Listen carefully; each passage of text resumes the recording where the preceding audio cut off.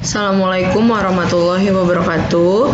Selamat pagi anak-anak. Untuk hari ini materi pembelajarannya adalah tematik bahasa Indonesia, tapi kita sudah masuk tema 2. Nah, untuk minggu depan, tolong minggu ini dipersiapkan karena minggu depan kalian akan menghadapi penilaian harian tema 1.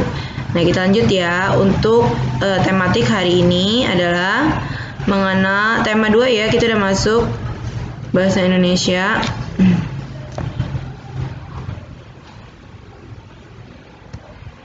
Sebentar, Ibu buka dulu foldernya.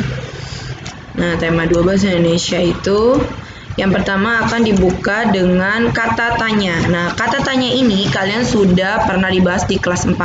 Kata tanya, kata yang dipakai dalam kalimat tanya untuk menanyakan sesuatu, baik itu orang atau benda, perbuatan, tindakan, keadaan, atau situasi, dan yang lainnya. Kemudian kata tanya ini biasanya Ibu bagi dalam singkatan W51H. W51H.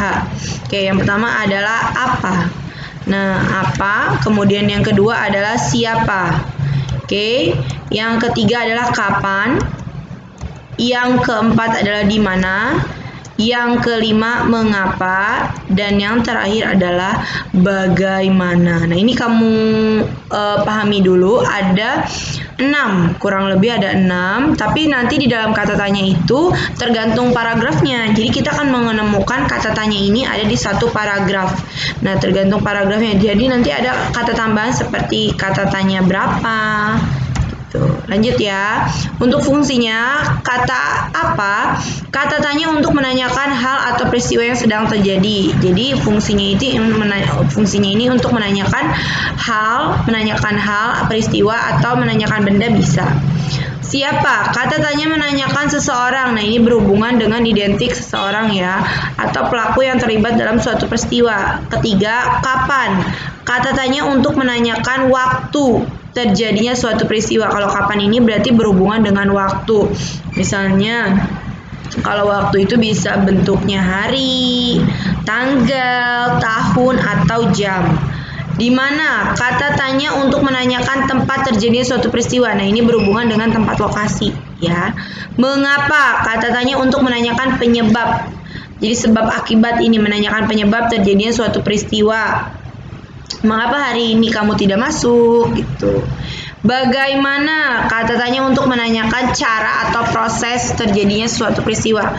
Bagaimana cara metamorfosis pada kupu-kupu misalnya gitu, atau bagaimana cara membuat adonan kue bolu gitu. Jadi setiap kata tanya ini sudah memiliki fungsinya masing-masing tergantung apa yang ingin kalian tanyakan. Lanjut ya, contohnya.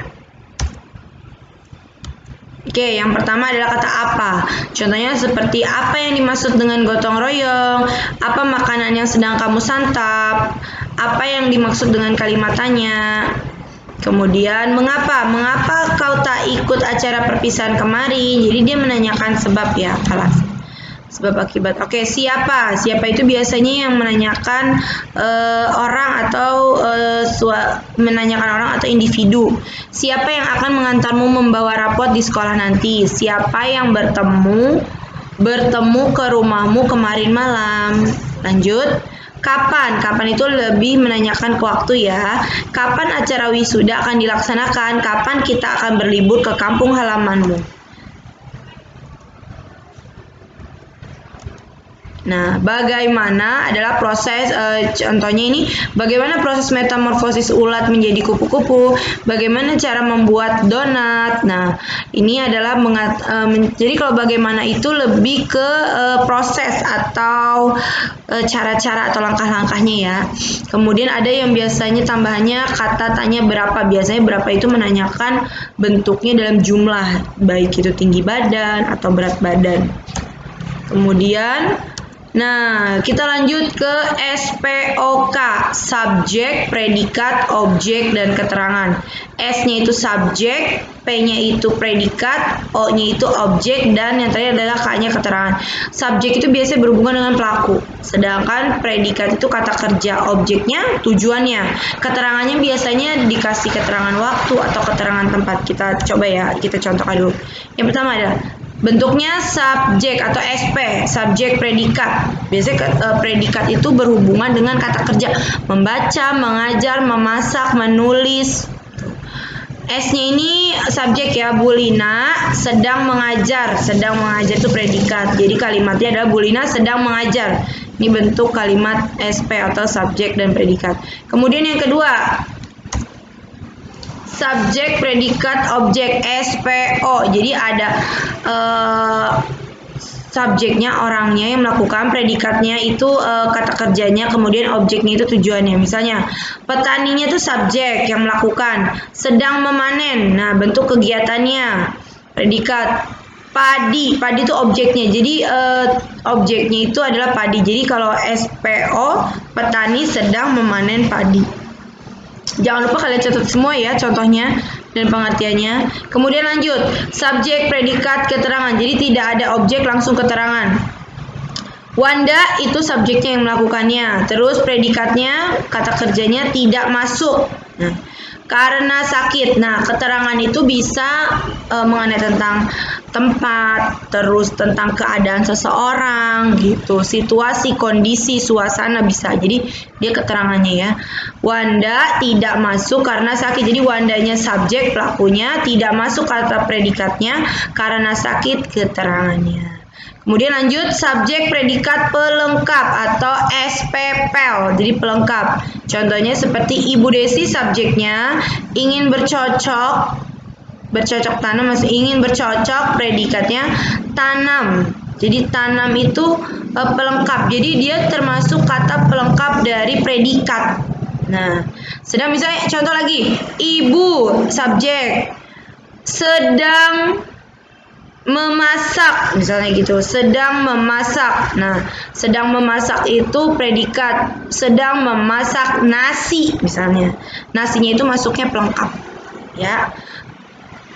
Lanjut, subjek, predikat, objek, keterangan atau SPO kan ini yang sering muncul. Jadi lengkap, ada subjek, ada pelakunya, predikat, ada ada kata kerjanya, objek, ada tujuannya, kemudian keterangannya adalah tadi yang Ibu jelasin, bisa suasana, tempat, kondisi.